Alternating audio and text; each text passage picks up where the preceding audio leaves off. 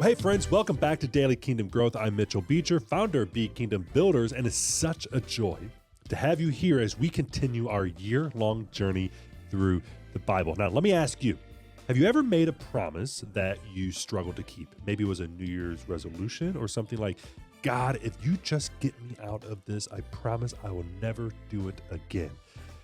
Yeah, I've definitely been there as well. Well, today we're diving into Numbers 30, 31, and 32, where God gives us some powerful lessons about keeping our word, fighting spiritual battles, and trusting his promises. But before we jump in, like always, let's do a quick recap of the last chapters of Numbers 27 through 29. Remember, chapter 27, we saw the bold faith of Zelophehad's daughters, right, who approached Moses to ask for their father's inheritance, a groundbreaking moment in Israel's history, showing that God cares for justice and women's rights. Then God confirmed Joshua as Moses' successor, reminding us of his faithfulness in raising up leaders to guide his people. And in chapters 28 and 29, God gave Moses detailed instructions about daily, weekly, and festival sacrifices. It might just seem like a lot of details. I mean, it is, but these sacrifices weren't just rituals. They pointed the Israelites who needed something for their atonements and ultimately pointed everything to Jesus Christ, the final and perfect sacrifice. So those chapters prepared the Israelites for the life in the promised land, grounding them in faith and worship. So we're going to step into Numbers 30 through 32, where we see how vows, battles, and trust in God's promises further shape their journey. So let's dive in.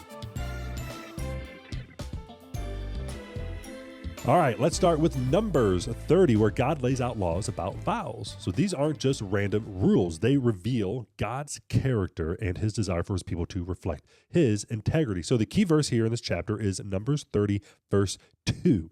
If a man makes a vow to the Lord or takes an oath to put himself under the binding obligation, he shall not break his word. He shall act in accordance with everything that comes out of his mouth. So think of a vow as a sacred promise made before God. It wasn't just saying, I'll do this, but it was inviting God to hold you accountable. And breaking a vow wasn't just a personal failure. It was seen as dishonoring God himself. So let's take a little bit look at the structure of these laws. So we have men vows and women vows. So the men vows, if a man made a vow, it was binding, period. No exceptions, no do-overs. Women's vows, here's where it gets a little interesting. If a woman made a vow while she was still under her father's care or her husband's authority, it could be nullified. Why? Well, it wasn't about diminishing a woman's voice, but ensuring protection in a patriarchal society. A rash vow, let's say promising something financially or physically harmful, could be overridden for her well-being. So the idea of vows it's through the whole entire Bible. And Jesus even addresses this directly in Matthew 5, saying, don't make oaths, right? Let your yes be yes and your no be no. It's not about avoiding commitment, but living a life in such honesty that you don't need to swear or even promise. You are already trustworthy. Okay, so what does this mean for us? Well, first, I think it reminds us that our words, they actually do matter. So whether it's a promise to God or a commitment to a friend or a casual, I'll pray for you, God takes our words very seriously. Second, it points to Jesus, who perfectly kept his word and fulfilled every promise of God. When he said, it is finished on the cross, he meant it. No broken vows, no half measures. So let's turn now to Numbers 31 and buckle up because this chapter is a little intense. So here's the backdrop. Back in Numbers 25, the Midianites led Israel into sin through idolatry and immorality. If you guys remember that, right? It wasn't just a slip up, but it was a full-blown rebellion against God. Remember the Midianite women, right? And the 24,000 Israelites died as a result. Now, God's calling for justice. This chapter opens with God commanding Moses. So in Numbers 31, verse 2, God says, take vengeance on the Midianites for the sons of Israel. Afterward, you will be gathered to your people. All right, so this is significant for a couple of reasons. First, this is Moses' final act of leadership.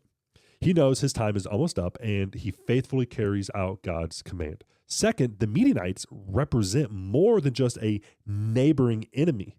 They symbolize the spiritual dangers of idolatry and compromise.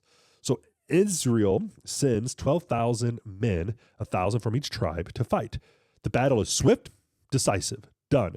Right? The army kills the Midian men, including Balaam. Right? Remember the prophet who plotted against Israel? Yeah, that's the same Balaam who spoke the blessings to Israel back in Numbers 22 through 24. But he flip sides, right? He turned to the Midianites. He turned to their side, to the Midianite side, leading their schemes against God's people. So the Israelites returned victorious, bringing the spoils of the war, including the captives. But Moses is furious. Why? Because they spared the Midianite women, many of whom had been responsible for leading Israel into sin. Moses orders them to purify the camp, sparing only the virgin women. Okay, I told you, buckle up. It's intense. So why such the harsh measures? We got to be honest. This is a tough passage to read because God is love, and I get it. But here's what we need to understand. This is not about ethnicity or revenge. It's about eradicating sin. The Midianites had become a spiritual cancer, drawing Israel away from God. So the purification ritual emphasizes God's holiness. Even the spoils of war had to be cleansed before entering the camp. And this is where it connects to Jesus. So just as Israel fought a physical battle against Midian, Jesus fought a spiritual battle against sin and death. And unlike the Israelites, who are sometimes inconsistent, Jesus' victory was complete. Through him, we are called to spiritual purity, not by our own strength, but through his grace. And finally, we come to Numbers 32. And this one hits close to home. So here's the scene. The tribes of Reuben and Gad are, they see the lush lands east of the Jordan and think, this is perfect for our livestock. Let's stay here. Sounds reasonable, right? But Moses, he's not thrilled, right? He says, are you seriously going to sit here while your brothers fight for the promised land? So he's worried that they're repeating the mistakes of their ancestors who refused to trust God and enter the land 40 years earlier. So here's the key verse, Numbers 32, 16, and 17. Then they approached him and said, we will build sheepfolds for our livestock here and cities for our little ones. But we ourselves will be armed, hurrying ahead of the sons of Israel until we have brought them to their place, while our little ones live in the fortified cities because of the inhabitants of the land. So the tribes, they make a deal. They'll help conquer the promised land before returning to settle east of the Jordan. But Moses agrees, but with a warning. If they break their promise, they'll be sinning against God. Why does it matter? Well, because this chapter reveals a tension between the two tribes and between what we also face. Settling for what's comfortable versus pursuing God's best. Reuben and Gad they choose the good land, but they stop short of the fullness of God's promises. Jesus actually addresses this in Luke chapter 9. No one who puts his hand to the plow and looks back is fit for the kingdom of God. Right? It's a call that we need to be wholeheartedly committed to God. Don't settle for less than what God has for you. So let's take a moment to reflect. What commitments have you made to God or to others? Are you following through? Are you coming short in a commitment or two? And where in your life are you tempted to settle for comfort instead of pursuing God's best? Take time to pray, journal, or talk with someone about these questions. And remember, God is faithful even when we fall short. Hey, thanks for journeying with me today through Numbers 30 through 32. These chapters may feel ancient. They feel tense and harsh, but their lessons are timeless. And it's very clear that we keep our word, we fight against sin, and we trust God's promises. If this episode encouraged you, let me know in the comments, and don't forget to like, subscribe, and share this with someone who might need it. And next time we'll continue to follow Israel as they prepare to finally enter the promised land. You do not want to miss it. I will see you in the next episode.